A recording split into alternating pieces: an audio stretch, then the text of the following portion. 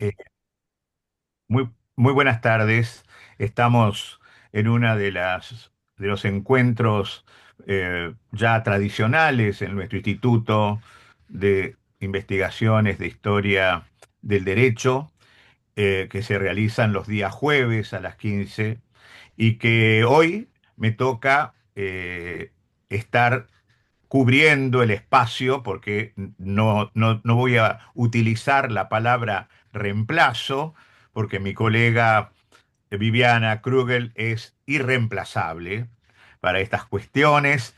Eh, eh, Estoy nada más que ocupando este espacio para recibir con gran alegría y con gran satisfacción a el orador, al conferencista que va a compartir con nosotros el tema la codificación y la ciencia perdida de la buena gobernanza.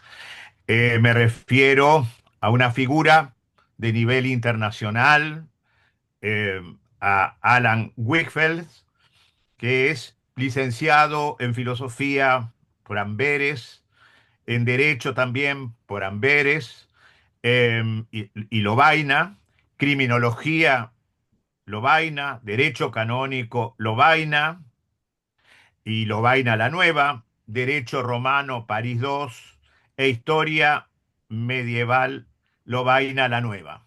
Defendió una tesis doctoral en Derecho en la Universidad de Ámsterdam sobre los derechos eruditos en la práctica de la Corte de Holanda y el Gran Consejo de Malinas en los siglos XV y XVI, seguida de otra tesis, doctorado, en la Universidad de Cambridge sobre la práctica del Alto Tribunal del Almirantazgo de Londres hacia finales del siglo XVI y principios del siglo XVII.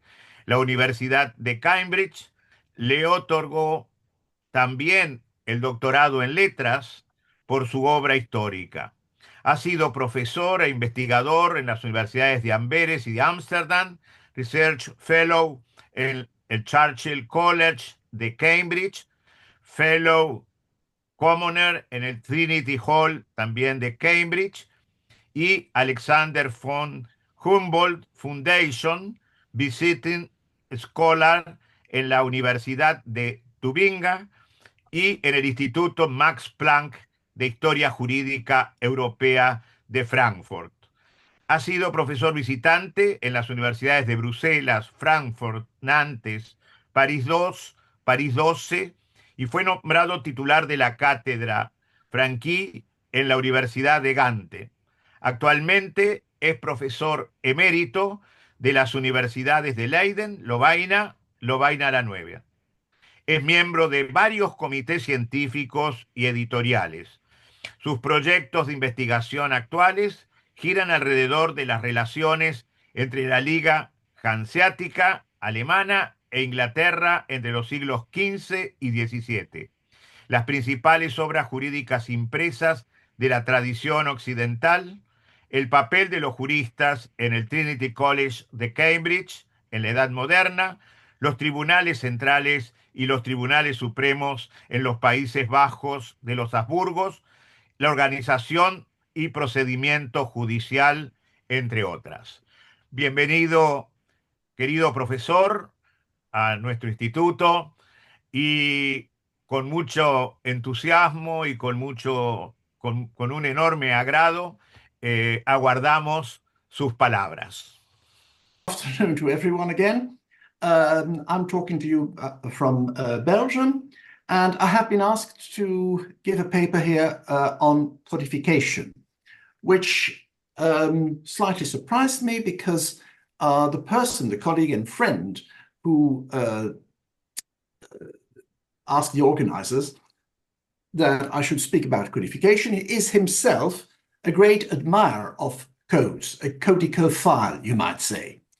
Whereas I'm, on the contrary, you will hear, I'm rather skeptic of codifications, so a codico-skeptic or a codicophobe even perhaps, but I want to make sure that you understand, I'm not trying to make here any propaganda against the codes in particular. I'm just trying to give you a reasoned argument against the codes in our day and age. Can we move on to the next slide now? La siguiente diapositiva. Gracias. So the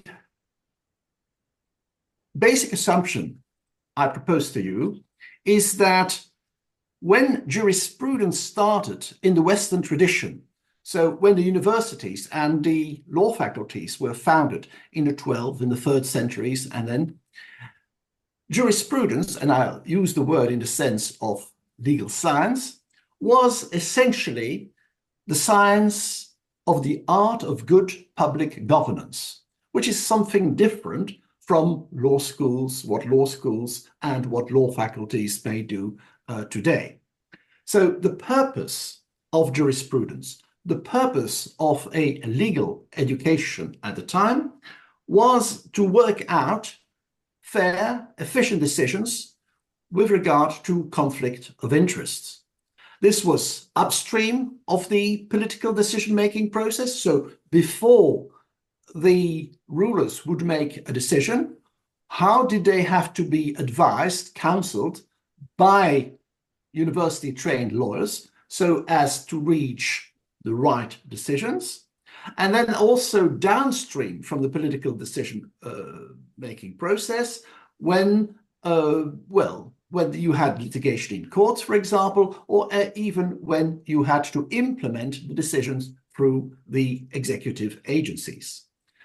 So the emphasis on legal education was primarily on legal reasoning in order to support public governance. La siguiente diapositiva.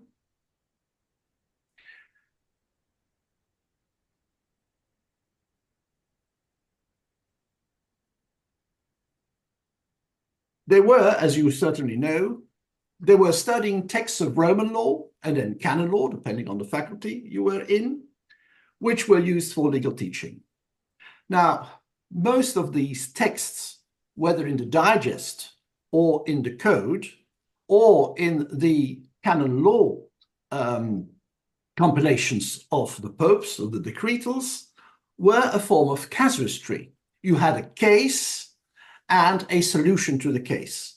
So much of the teaching and the learning consisted in looking at those texts, which were rather case law than rules of positive law, and trying to find out what was the legal reasoning which allowed to solve the case. So whether a case had been proposed to a jurist, like in the digest, or to the chancery of the emperor, like in the code, you always had a kind of reasoning which you had to reconstruct between the question and the answer.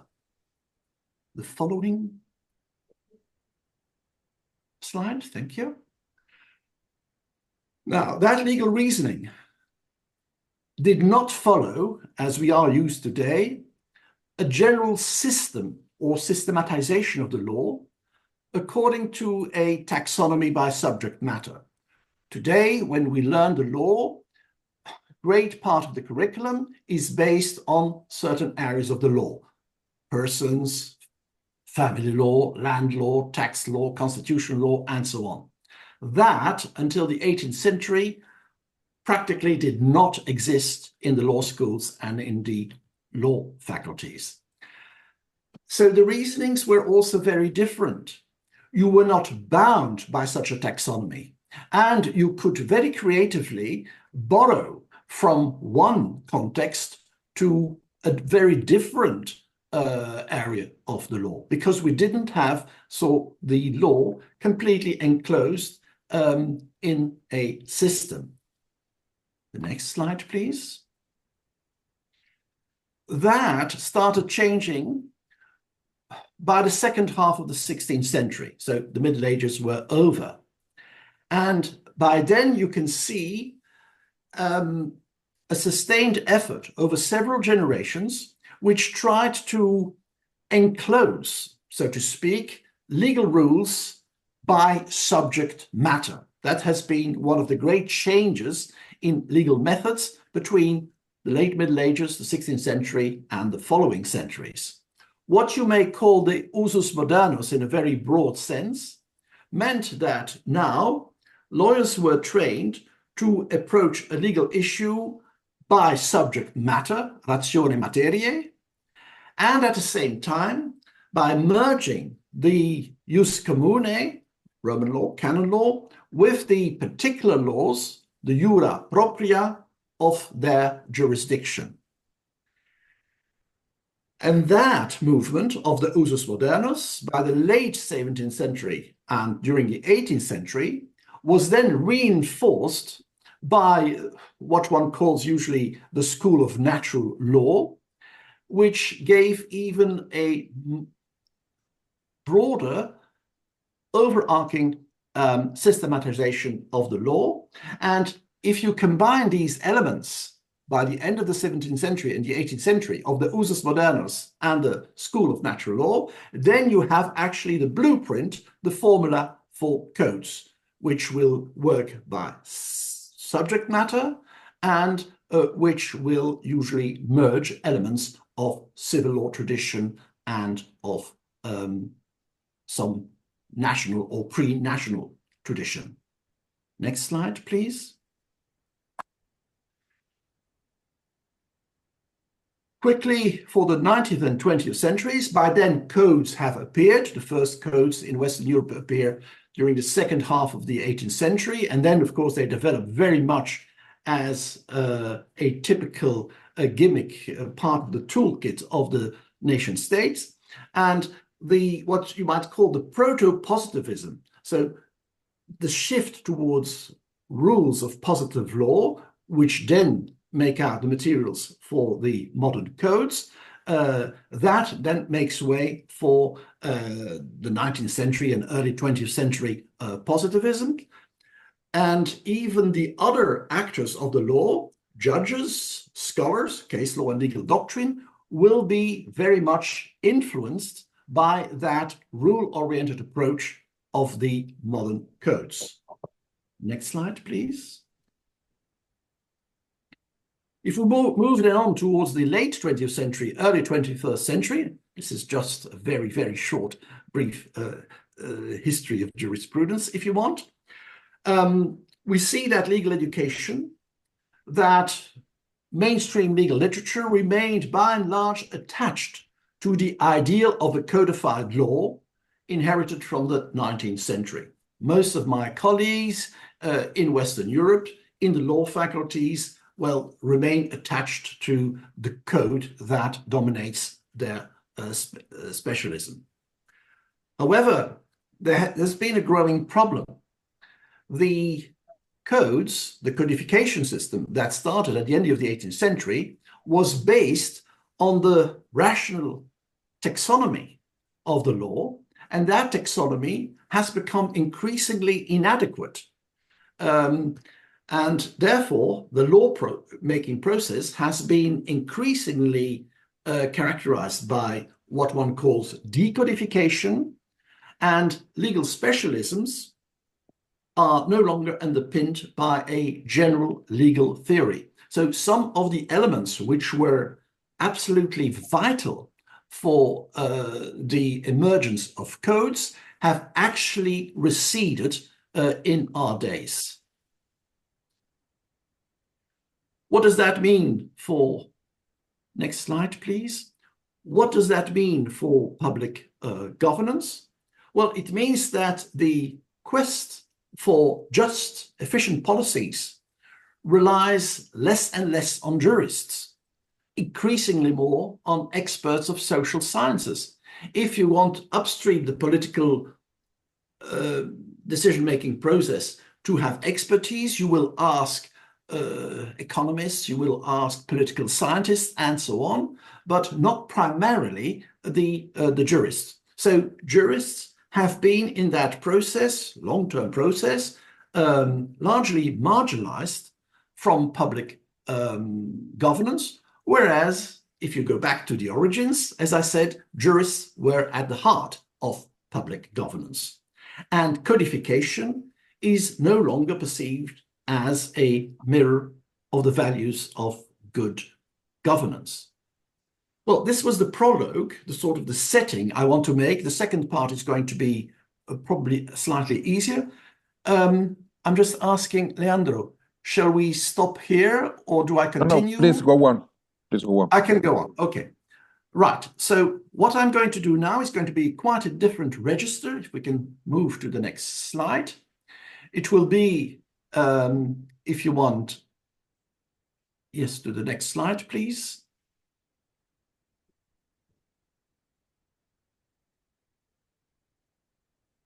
Thank you. The question, do we need to redefine our understanding of what a codification is?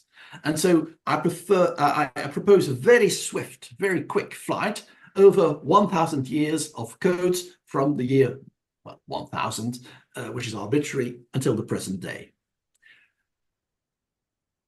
At the start of our flight, there is the idea that every concept and definition of a code is determined by historical factors and therefore relative. Now, that sounds pretty obvious, but the consequences may not be so obvious to most jurists. It means that any projection of our present-day concepts of a code to the past or to the future inevitably is anachronistic, and that all the criteria of our present-day concept are very relative.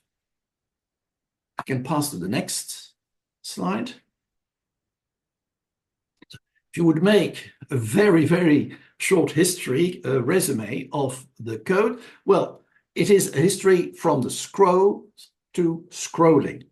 Originally, we had these texts on scrolls. Then we came to the format of the book, the codex, from which we have the term code, also legal codes. And today, I can see our students, they look less and less at the books, and they use more and more sort of the forms of scrolling. Now, there is more to it than simply the way sort of the format we format our codes. Next slide, please. What do we expect from a modern code? I give 5 features. We could give more, but obviously the more features you give, the more it's going to be difficult to find a code that meets all these features.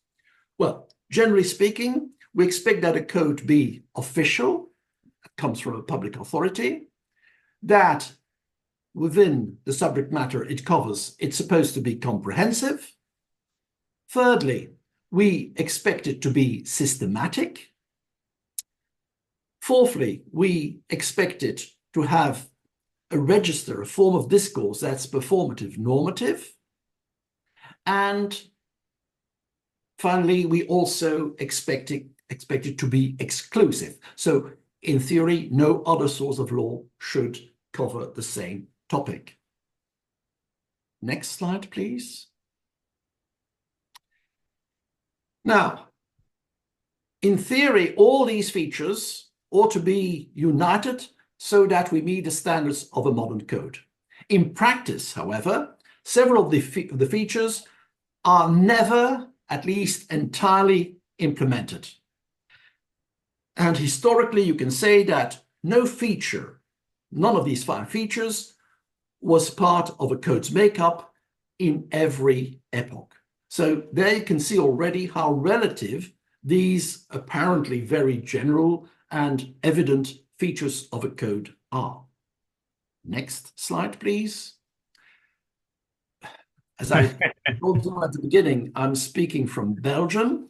So I had to quote some Belgian authority, not a lawyer, but a painter, René Magritte, and his very famous painting of Ceci n'est pas une pipe, La trahison des images, which is meant to encapsulate sort of the essence of surrealism. I don't know about that, but next slide, please.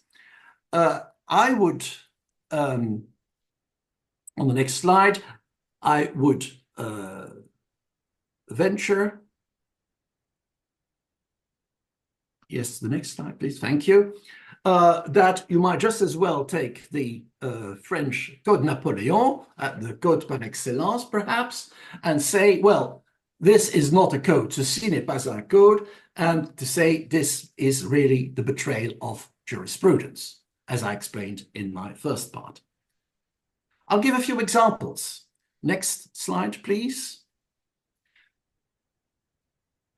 Well, let us take the legal code that has probably given the name of code to all our codes as we know them, which is the Code of Justinian in the 6th century. When you look at that code, it has some division in 12 books, but the books have no headings. It is not a systematic code as we would expect it.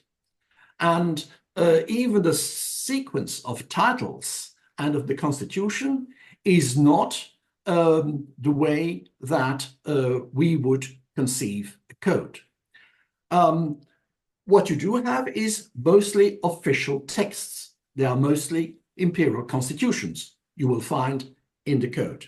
But other aspects like the register, for example, the performative normative register, you will not find, because, as I explained, it is a form of casuistry. Some governor or secretary of a governor in the province or some judge somewhere asks the emperor, well, what should I do with this particular case? He receives an answer. This is not how we would draft a code today. So, next slide, please. There goes the Code of Justinian. Ceci n'est pas un code. That is not, by current standards, a code. Next slide, please. I take another example, which is on the next slide, by a text from France. As you see, Le Code du Roi, the King's Code, the king being Henry III of France. And that was written by Barnabé Brisson, a university-trained jurist who wrote mainly on Roman law. He was also a judge, and he was commissioned to write this Code du Roi Henri III, which was published but never officially enacted. So there you are, an attempt at codifying. Even some of the other features are not present, but next slide, please. Again, ceci n'est pas un code. It does not meet the standards of a modern code. Next slide, please. There we have a 18th century publication, which is called Code civil ou commentaire sur l'ordonnance of 67, which was an ordinance of Louis XIV on procedural law.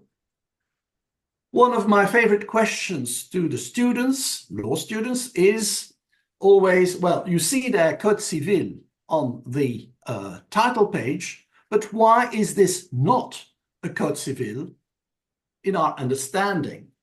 And, well, the answer is actually on the same title page, because you see, it's not an official text.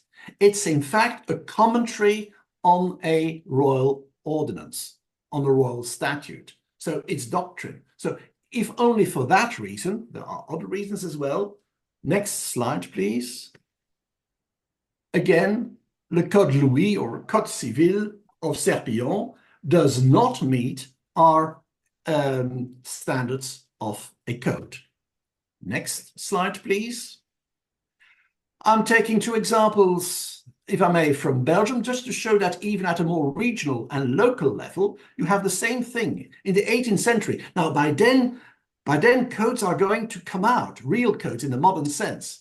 But you see there two codes, well, in the Latin title, they're called codex, one a Belgian code, and the other a Brabant code, Brabant being one of the territories within Belgium. If you look at these texts, there are compilations of statutes, but they're simply compilations. They're not even systematic. So For that reason also, next slide, please. As you will see on the next slide, again, ce ne sont pas des codes, those are not codes. And by then we have reached the end of the 18th century. Let's then move on very quickly, because now we are in the era of modern codes, to the next slide, and then we are in the 19th and the 20th century. And, well, in France, you've had Napoleon. And since Napoleon, there used to be, first of all, publications of les cinq codes, which meet largely our standards. And what you see then is this sort of obsession with codes, as publishers will start publishing over the years. You can see, the 5 codes become 9 codes, then 12 codes, then 25. The last example I give there is 56 codes. And if you look nowadays on the French official website, Légifrance, you will see that they have something like, I believe, 77 codes. And you might say, perhaps, you might ask, perhaps, well, perhaps too many codes kill the codes. The reason why you see there the apprentice sorcerer of the Faust, of the Goethe story, is that, well, there is this extraordinary multiplication of codes, and one wonders whether that still corresponds with the original idea and concept of a code. Even so, codes continue to be highly successful. Next slide, please. Take a few years ago, the enactment of the Chinese Civil Code, a real monument as far as codes are concerned, with an extraordinary structure, which is summarized on the left of the slide.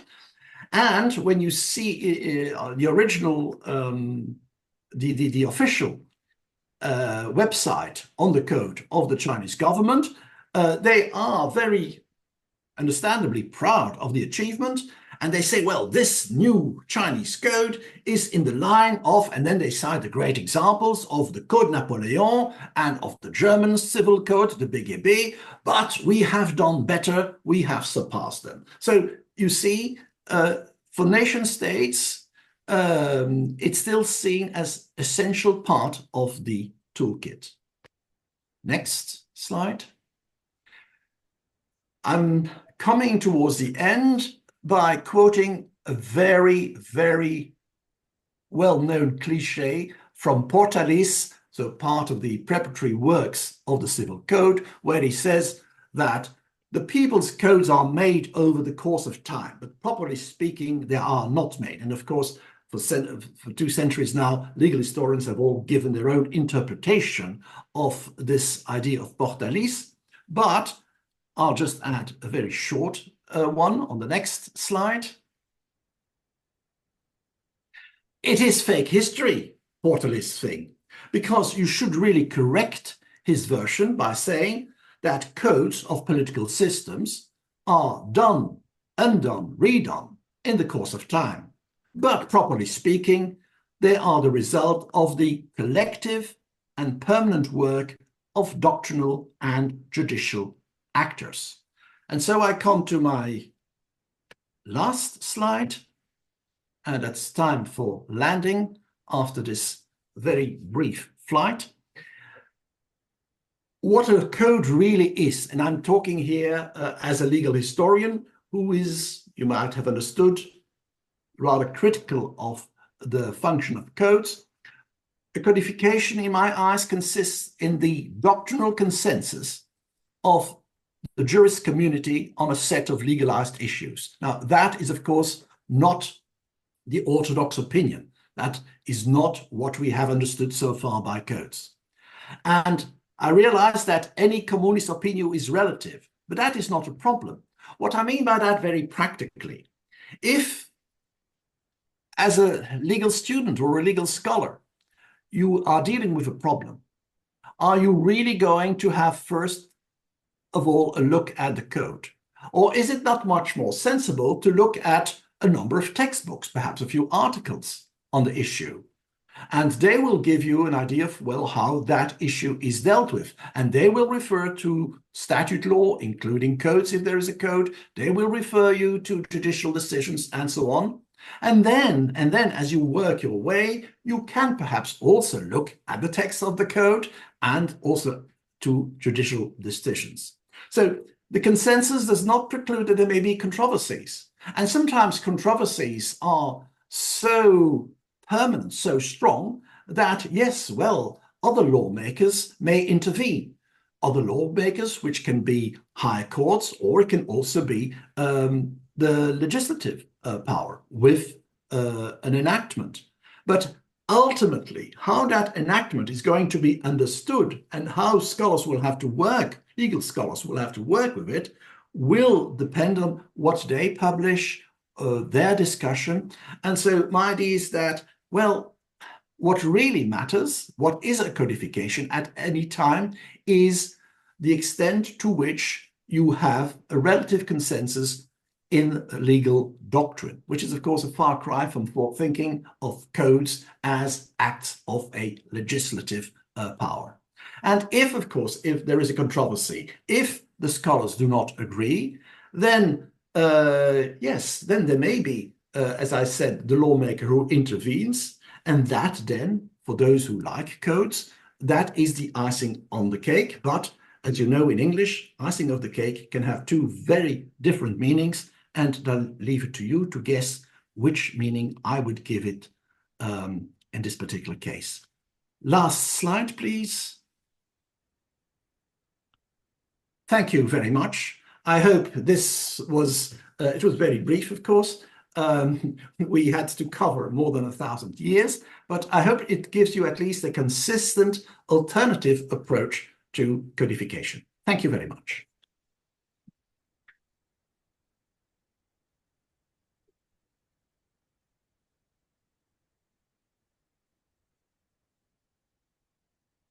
Muchísimas gracias, distinguido maestro, por esta sintética pero profunda o profundo recorrido que nos ha dado en este encuentro esta tarde. Como hacemos habitualmente, Leandro, eh, abrimos la tanda de preguntas ahora. Mira, sí, nos queda ocho Sí, minutos. No sé si bueno, entrarán bueno. las respuestas, las preguntas y las respuestas en 8 minutos, si no, volvemos a entrar. Perfecto. Si hay alguna pregunta, alguna inquietud, algún aporte que quieran hacer, eh, el profesor Tapia, ahí está. Good afternoon, good evening. I don't know. I'm not sure where is the hour there. It's very a good. Estoy abrumado de escuchar al profesor. Es una ¿Viste? persona, a great scholar for me. I know something of of your works. My specialty is in colonial period here in Peru, South America. And I'm studying the documents of the 16th century. And I have a question.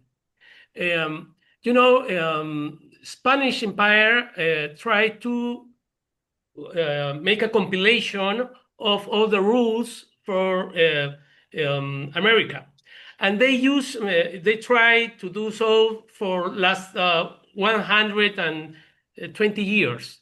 They accomplished at the final part of the 17th century. And I was looking, if you know, what kind of elements of the 17th century do you think that can, of usus modernus, were more likely to use as instrument to make this kind of modern compilation,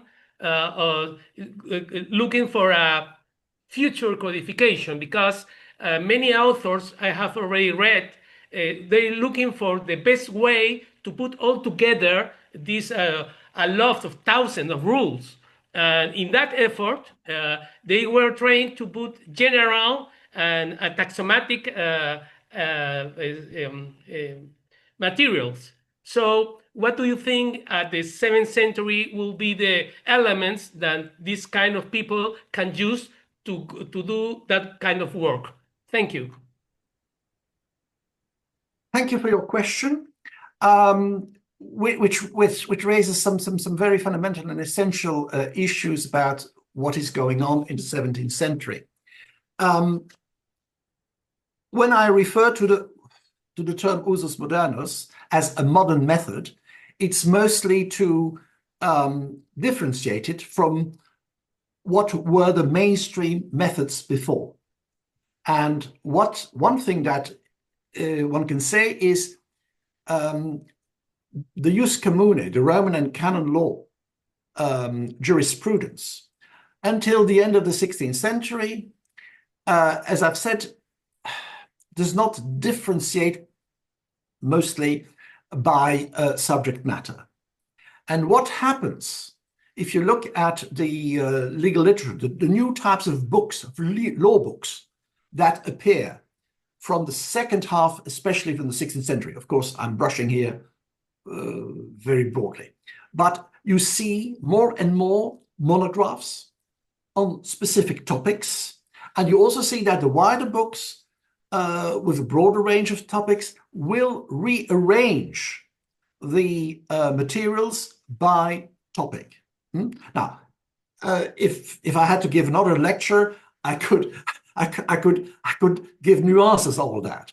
For example, the canon law, already in the Middle Ages, if you look at the 5 books, which since the Quibulationes and then in the decretals of the Liber Extra, 1234, there was already, you know, the Judex Judicium, Deus Connubium Crimen, there was already an elementary form of division by subject matter. But on the whole, you can say the methods were not bound by that. And what happens is that once you start thinking of the law according to subject matter, it means that then that's why I use the word enclosing, like enclosures. You sort of, you limit the area where a legal rule can be applied.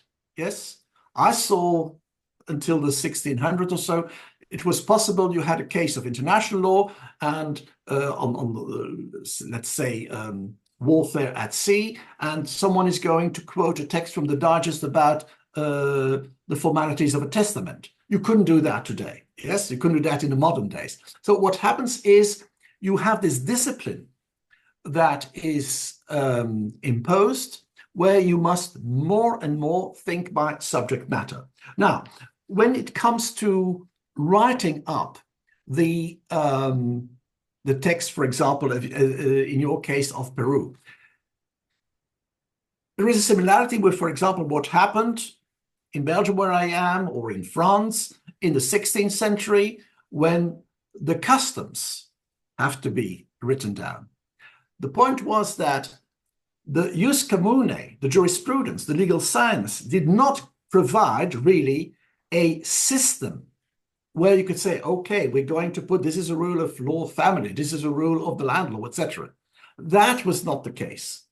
That only emerges from the later 16th century onwards, and it develops strongly by the 17th century. I'll say somewhere I can see the big difference in Western Europe. Yes, I'm not going to talk about, but in Western Europe, you can see a big difference in how a lawyer works between the mid-16th century and the mid-17th century. And then from the mid-century onwards, it becomes more and more clear that you've got to think in terms of the subject matter. Yes? So to answer then your question, I would say it's a matter of method. And I don't know, of course, at what stage of the development of these legal developments what one had reached. What I would say is good pointers to look at is, for example, to what extent the so-called institutional system is being used. I don't know whether the phrase, the term institutional system is sufficiently known, but one simply means the order of subject matters in the institutiones, first of Gaius, and then, of course, in those days of Justinian. So the famous persona, res, and actiones. Yes? So that sort of thing. That becomes much more like a popular way of approaching the law. And this is by subject matter. And for example, you can see institutes of the English law, institutes of the Dutch law, institutes of the French law. And this is trying to have the indigenous law usually then combined with civil law learning into one system by subject matter. That would be one way of looking at it. For example, what has been the influence of such a textbook like Vinnius, which is a commentary on the institutes. So all these elements are that. But generally speaking, subject by subject matter, you can... Please excuse me. Sorry. We have to go out and re-enter. Absolutely. But I hope I have given some elements of answers then to a very complex issue. Okay. We go out and re-enter. Salimos y volvemos a entrar. Gracias. Las preguntas, las acotaciones, no sé si el maestro concluyó la intervención con el profesor Tapia. Sí. Alan, did you finish the response to Alfredo? I said the most important, but I would just have continued by saying, and then sort of the important thing is to see to what extent you see more and more this sort of trying to encapsulate the indigenous elements into subject matters, which are, of course, subject matters known by Western and recognized by Western legal science by the time. Yes?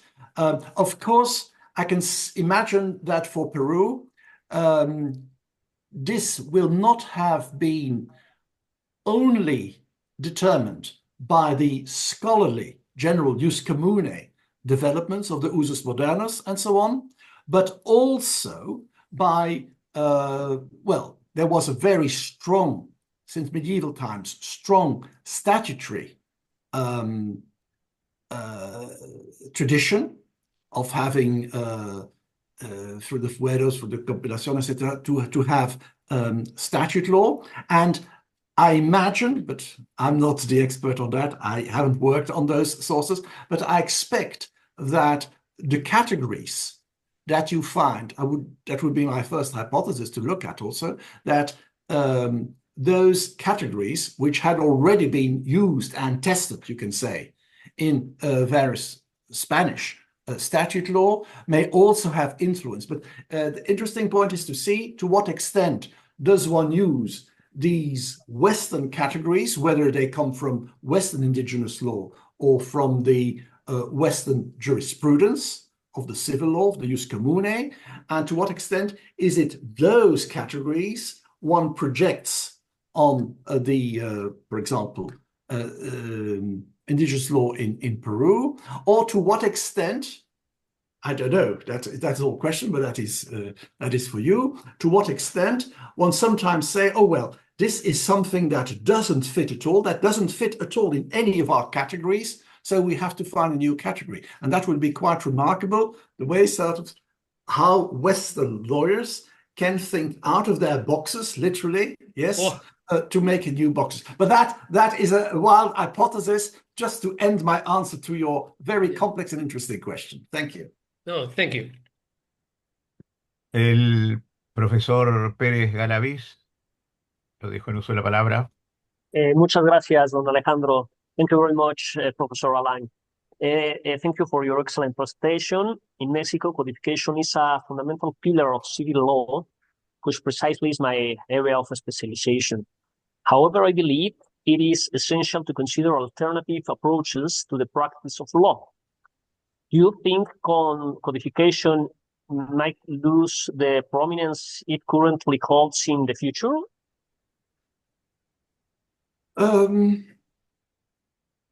well, legal historians should never talk about the future. That's very dangerous. No, let's put it this way. As you may have gathered also from the introduction, I'm basically someone who has been mostly working on jus commune. And then, of course, I've worked like every legal historian. I've also had to work on the codes. I even worked a lot on the codes, but I come really from the world of jus commune. And when I come from the jus commune, I find that the way lawyers think, reason in the jus commune, I still find that far more creative and far more important for the rule of law than sort of, I think there's an impoverishment that happens once you have the codes. Okay, one can disagree about that. But my point, and that's why I had this long prologue, is that what we have lost in the process, and I'm not saying this is just because of codification. Codification is just a symptom of that for me.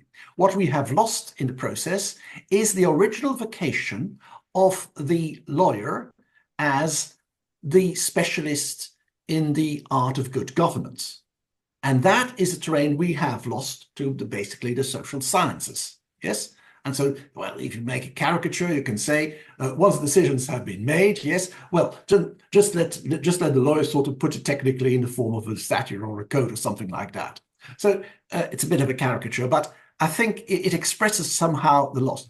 But there's another point, which I've also tried to make, and that is when the codes, the modern codes, were first launched, one was in the dynamics of systematizing the law.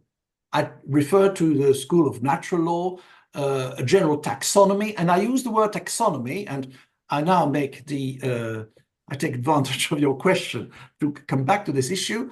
In the 18th century, look at, for example, Linnaeus on plants or on animals. You have this general taxonomy, the idea that you can pigeonhole every plant, and you discover a new plant, well, somewhere it will, well, maybe you have to build a new little pigeonhole within a pigeonhole, but it all fits in that structure. Yes? And that is really what natural law was about.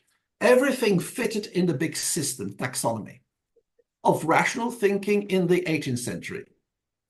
My experience since I've been a student is that, well, that taxonomy no longer really is so fundamental. It leaks from all parts, in the sense that even the big distinction between public law and private law, I'm not saying that it does not exist, but it leaks. Yes, there's so many cases where you say, oh, constitutionalization of private law or privatization of constitutional law and so on. Yes, so, and if I think of all the new subjects when I was a student 50 years ago, which were just emerging or which did not exist and which have all been added to the curriculum of the law schools, new institutes, new journals, I mean, new subjects, yes. So we have all these new subject matters and all try to get a code, etc. But most of these new subject matters, when you think, they do not quite fit in the taxonomy, yes? In other words, the whole idea to have codes, where you say, okay, we've got this general taxonomy, and then if you have a particular pigeonhole, well, why not codify it? Because it fits in the whole. But that no longer works. So I think that in that sense, the way that legal process has developed, we may have more and more codes, we may have more and more subject matters, but it no longer fits the original view that one had in the 18th century of something fairly stable, permanent, you know, like the animal world, like the plants. Well, also there, one no longer followed the Linnaean system. But that is where I think that one should rethink how to manage the law, even including how to teach the law. Now, what I think, if I may venture on your question about the future, and I'm doing that, I'm that with great apprehension, but my impression in those jurisdictions where sort of I'm slightly more familiar with is that we are reverting to more and more forms of specialisms which grow apart from each other. I mean, if I look in the law faculties, what I've been teaching, the way of thinking of a tax lawyer is quite different from the way of thinking of someone who teaches landlord law, family or something. Yes, and so we no longer have, I pretend, we no longer have even a general theory.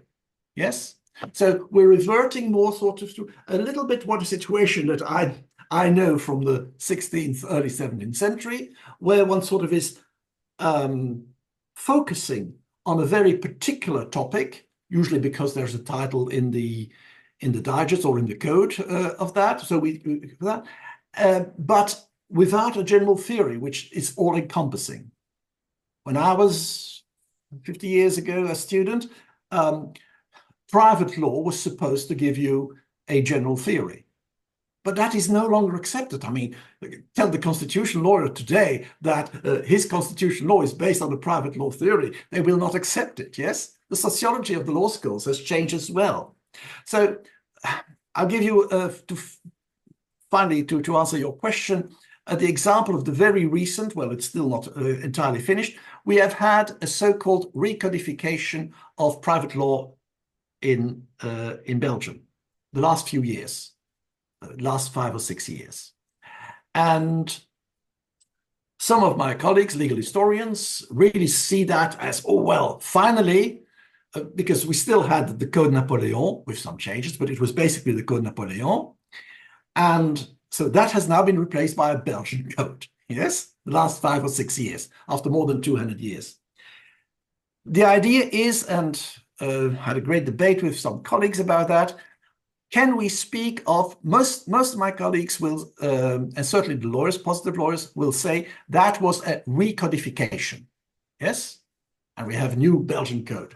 But when I look at it, for every book, and there are about 10 books in this new code, there was a special commission. There was no interaction between the various 10 commissions. At the beginning, there was meant to be a general part, an allgemeiner Teil, like in Germany, yes? The two colleagues who I know very well, they're very good jurists, they gave up after a while because no one wanted to accept a general theory. And so it was drawn back to, I think, like 12 articles. Yes, so there's no general theory. There's no general part. And so when you see each part, each of the 10 books was really done almost independently. So what my analysis of such a phenomenon is, well, we get to the level of a mini codification of persons, family law, property law, etc. Yes, these are mini codifications, and we put them all in the same book. But that's not the idea of a codification like we understood it in the late 18th century, early 19th century, is it? And that form of mini codification, that's where I get my colleagues, I won't say angry, but really obfuscated. I say this multiplication of mini codes within one allegedly Belgian code is actually, with their own numbering, that's also, that is actually to me symptomatic of the broader phenomenon of decodification. Yes, so you come from a general idea of recodification, and in my analysis, I say it's decodification. Now, you've got to see in every country how that works. Yes, but when I look in different other parts, I can see we no longer have a system that rests on the same premises that really formed the modern codes, even though we still vehicle, and of course, lawyers will not jettison them so quickly. But yes, I maybe I'm too optimistic by saying that. Maybe we have entered the post-codification era. I don't know. I hope that gives some answer to your question. ¿Tenemos otra pregunta o alguna acotación? Sí, a ver, no, parece que no, ¿no?